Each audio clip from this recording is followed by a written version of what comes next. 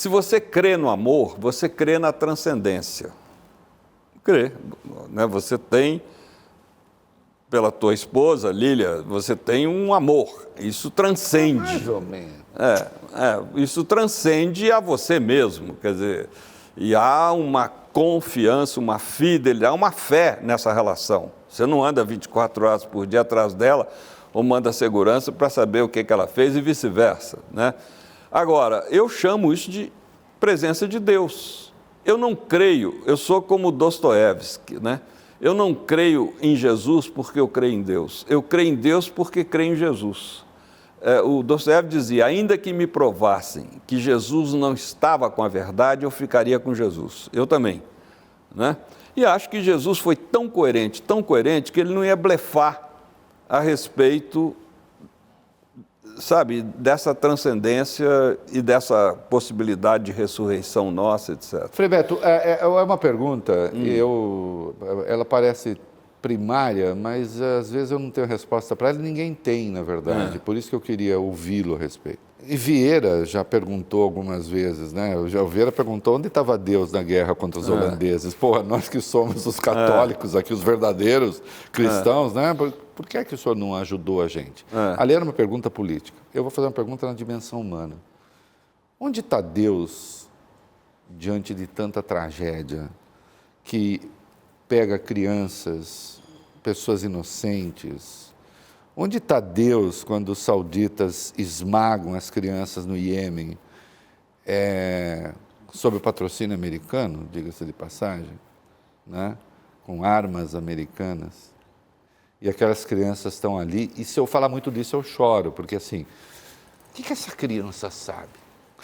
A rigor, isso, você vai falar assim, você está dando saltos, mas isso me devolve de novo lá para a coisa do aborto.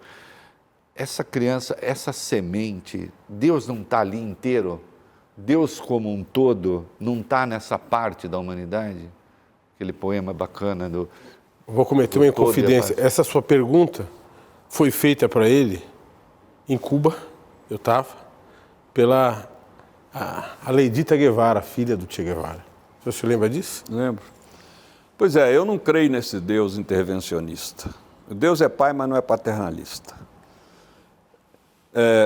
Só existe a experiência da fé porque existe liberdade. Se Deus nos criasse para ser condicionado a crer e amá-lo, não seria Deus. É a mesma coisa que você escolher uma mulher, submetê-la à escravidão para que ela goste de você, seja sua companheira e te ame. Não existe amor. Fé com contraprestação. Então eu entendo, para mim é lógica a liberdade humana ter rompido o projeto de Deus na história. Eu entendo, isso para mim é lógico. Quer dizer, só pode existir Deus havendo a alteridade humana. Sem alteridade não há amor. O senhor liga cristianismo aí a mitologia, Prometeu, né? O Prometeu que roubou o fogo dos deuses. Exatamente, porque ele inaugura a história. Nós temos tanta liberdade que temos inclusive a liberdade de negar que existe Deus e não aceitá-lo.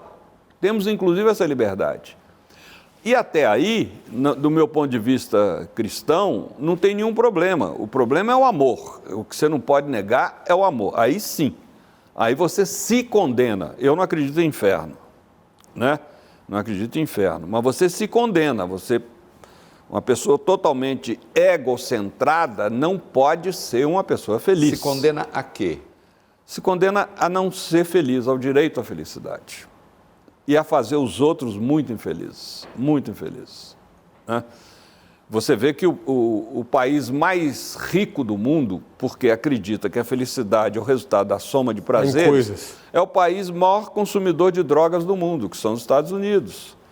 É uma sociedade infeliz. Segunda maior população penitenciária do mundo. Não, e depois a maior população de obesos mórbidos do mundo, por aí vai. Quer dizer, isso é resultado de quê? Da infelicidade, porque só é feliz uma pessoa que ajuda os outros a serem felizes. Só é feliz assim. A gente só consegue ser feliz fazendo os outros felizes. Primeira epístola aos Coríntios? Não sei lá que epístola é essa. Primeira epístola do Beto mesmo. Sem amor eu nada seria. Primeiro bilhete do Beto mesmo, não precisa ser epístola. Não não seria, o mundo não, sabe, a gente seria... Mas permanece a pergunta, Deus está presente nas tragédias? É uma dúvida mesmo que eu tenho. Eu acho que não, Deus... Quem está? Está presente... Se o não, diabo existe? Deus está presente naqueles que, dentro das tragédias, fazem gestos de solidariedade, de compartilhar, de amor, de salvação. Esse sim, aí está Deus. Deus não é responsável pelas catástrofes humanas, pelos crimes hediondos. Isso é decorrente do mau uso da nossa liberdade, sabe? E que Deus não interfere, porque nos deu inteligência, responsabilidade, livre-arbítrio, mas nós chegamos a essa aberração de construir armas nucleares que podem destruir esse planeta mais de 50 vezes. Basta uma, né, para acabar, mas estão aí estocadas, né? O senhor acredita que a gente vai ser salvo como civilização? Olha, eu acredito que a bandeira da liberdade vai vencer a da opressão, a da paz, a da guerra. Eu sou uma pessoa confiante nisso. Não vai ser para a nossa geração. Houve até um período na adolescência que eu achava que o meu tempo pessoal ia coincidir com o meu tempo histórico. Hoje eu estou convencido que não. Agora, eu faço questão de morrer semente. Pô, alguma geração lá na frente vai ter que colher. Mas para isso a gente precisa ser semente hoje. A pergunta que dá continuidade é essa. O meu orientador de doutorado, Fábio Comparato, escreveu um livro, seu amigo, escreveu um livro sobre o fim da civilização capitalista. Ele diz o seguinte, uma ideia simples, o capitalismo vai destruir o mundo, vai acabar com o mundo, né? Consumir todos os recursos, a necessidade de geração exponencial de lucro vai levar ao consumo de todos os recursos da natureza e à inviabilização da vida na Terra. E, portanto, o socialismo é a única solução para salvar a humanidade.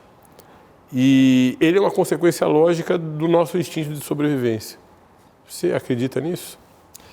Eu acredito em termos, porque hoje o que eu acho que vai acabar com o capitalismo não é... Bem, primeiro, o capitalismo é um gato de 7 fôlegos, impressionante a capacidade de resiliência que ele tem, né? Mas eu acho que o que vai deter esse avanço do capitalismo é a questão ambiental. Isso sim. O capitalismo já não está cuidando disso também? Não, pura demagogia. Pura negócio propaganda da Vale aí durante a semana do meio ambiente, isso tudo é demagogia. Veja Brumadinho e Mariana, ou seja, não acredito nesse negócio de economia verde, isso tudo é pura publicidade. Não acredito nada disso, né? Bobeou, eles estão aí destruindo a natureza, estão um pouco se lixando, a lógica deles é distorção mesmo. É claro que tem exceções. Agora, como é que a gente alimenta 9 bilhões de pessoas em 2050 se não for sob o regime de produção capitalista? Sob essa lógica capitalista? De uma maneira muito simples, pela lógica socialista. Por quê? Porque você acaba de dar um dado que seremos 9 bilhões. Nós somos atualmente 8. E eu assessoro a FAO, segundo a FAO, o planeta produz alimentos para 12 bilhões de bocas. Então não faltam alimentos, falta justiça. Só uma sociedade de partilha, de justiça, que a gente vai resolver esse problema. Agora, a gente tem um corte fundamental aqui importante, não falta alimento, falta justiça. Exatamente. Mas só se produzem alimentos para 12 bilhões de pessoas porque você tem um regime de escala que foi dado pelo capitalismo, ou não? Não, é verdade. Só que tem um detalhe. Na lógica do capitalismo, você passa em frente ao supermercado, está abarrotado de alimentos e na frente tem um bando de famílias famintas na calçada esperando. Por quê? Porque não dá para dialeticamente a gente chegar a uma síntese entre os dois? Só se for pelo socialismo, não tem outro jeito. Você nunca vai convencer o capitalista, você pode convencer um ou outro capitalista. Eu conheço muito capitalista generoso. Eu tenho na família pessoas ricas que são extremamente generosas, solidárias, que sabotam à sua maneira o próprio capitalismo. Agora, o sistema como tal é baseado na apropriação privada da riqueza e dane-se o resto, e naturaliza a desigualdade.